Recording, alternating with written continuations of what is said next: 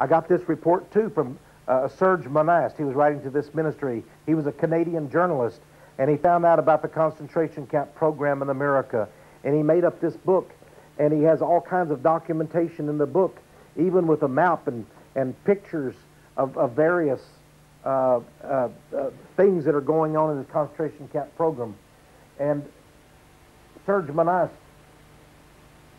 made a plan to go across America and expose this. He was going to offer this book right here across America to people. He wrote and told me in a letter, he said, Brother Mars, I am desperate that people know about this. They must learn. America, and even the back of it says, America is in peril. Serge Monast. He was only around 40 years of age, and he was found dead. His wife, his children are convinced he was assassinated. By the way, I've been unable to find the author of this book. I have asked for people on the radio. I've talked about it on my videos, on television. William R. Pabst, I cannot find any record of this man existing today. If you know where William Pabst is today, would you please let me know? Was he picked up? Was he taken away because he had exposed too much? So much to tell you, my friends. Here, for example, this is an actual law of Congress that was introduced and passed, called the Emergency Powers Institute. And it begins by saying, this is actually from the Senate now, report number 93-549. It says, a majority of the people of the United States have lived all of their lives under emergency rule. For 40 years, freedoms and governmental procedures guaranteed by the Constitution have, in varying degrees, been abridged by laws brought into force by states of national emergency. The Senate of the United States in this report admitted we still live under emergency rule. All these many decades we have done so, and no one has been told. Did you know that you're under emergency rule? That your freedoms under the Constitution of the United States, the Bill of Rights, have been abridged? Did you know that? Here it is in this Senate report. 93-549. By the way, it goes on to say here, the President, under the powers delegated by statutes existing today, the President may seize property, organize and control the means of production. That's all business, all factories, everything. Seize commodities, that's food, seize your food. Assign military forces abroad. Institute martial law. Seize and control all transportation and communications. Regulate the operation of private enterprise. Restrict travel. And in a plethora, that means many particular ways, control the lives of all American citizens. There it is, Senate report. Now, let's keep on going here. I'd love to have at least 2 hours in this video.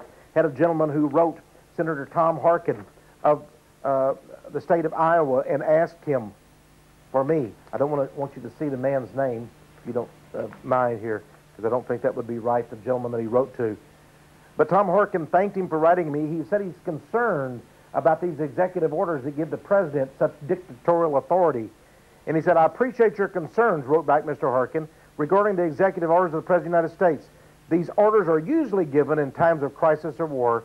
I have enclosed some information for you and hope it proves helpful. I have 3 packets of information that Senator Harkin sent this gentleman.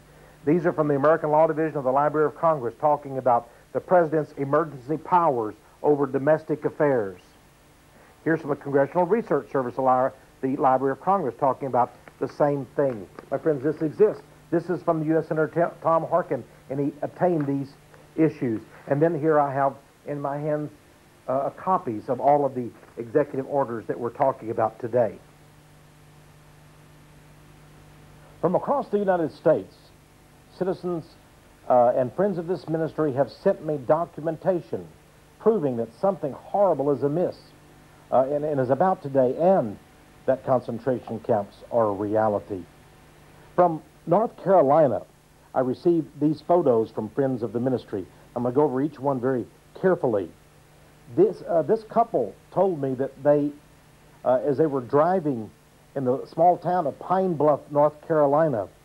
They came upon, sitting on, nearby, there on the railroad tracks, this huge double-decker, these train cars.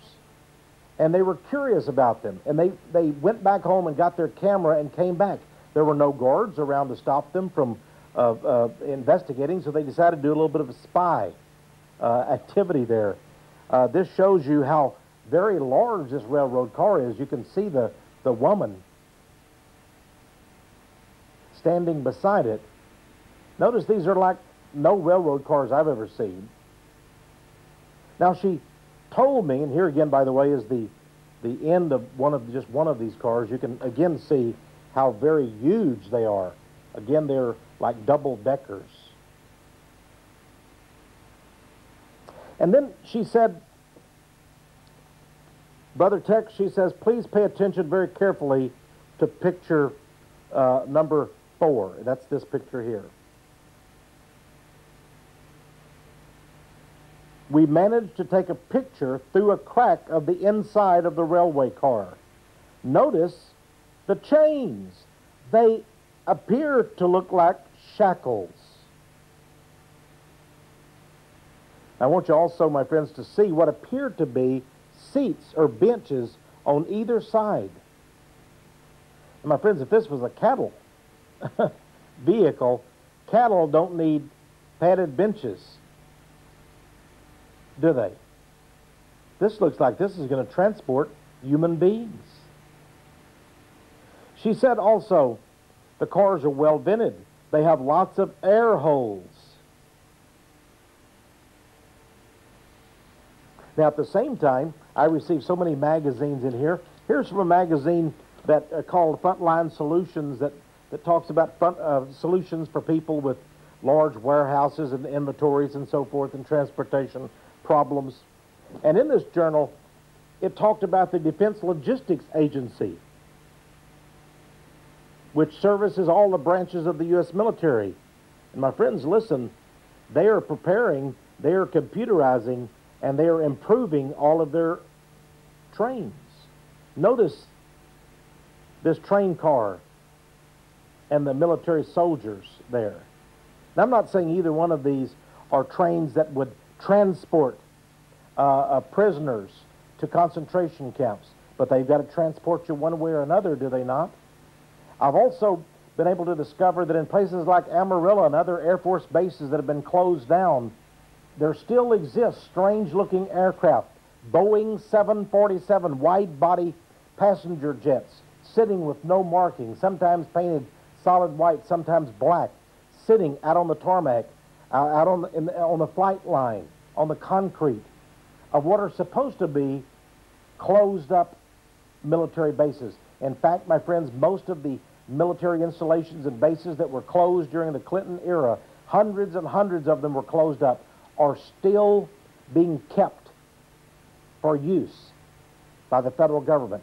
And many of these are being turned into prison camps. Now, some other friends of the ministry sent me these pictures. And they said, Tex, we saw these, and we can't say for sure, but we heard about the poison gas vehicles where they took the German Nazis took prisoners, and they put them in these trucks, and they thought they were being transported, but then they began to pump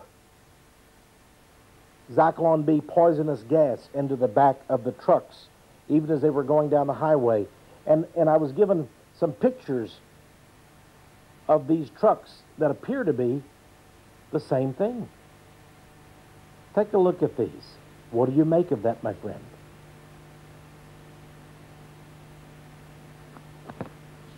Then we go on a little bit more. Here, by the way, here's some other shots. What kind of vehicles are these? Are these for transportation of prisoners? Maybe they don't want anybody to see inside these. Then, from a computerization and computer management publication called Automatic ID News, was this article. And I think this is both frightening and very revealing. It says, new DOD, that's Department of Defense system, tracks refugees. Oh, yeah? Well, listen to what it says here. It says that they're at Guantanamo Naval Base, Cuba. Now, this was way before the September 11, 9/11 attack, but they were already preparing. They gave these people, they used them as human guinea pigs and put ankle bracelets with microchips on their ankles so they could track them around the prison camp. And they call this system, so with one computer in one control room, they know where every prisoner, by number, where they're at any given time. You go to the bathroom, they know where you're at. You're eating a meal, they know where you're at. You're on a work detail, they know where you're at. You're trying to escape. They can see you on the computer because of this ankle bracelet with the microchip in it. Let me tell you what the name of this is. It says that this system, it's a human tracking system, but listen to this. It says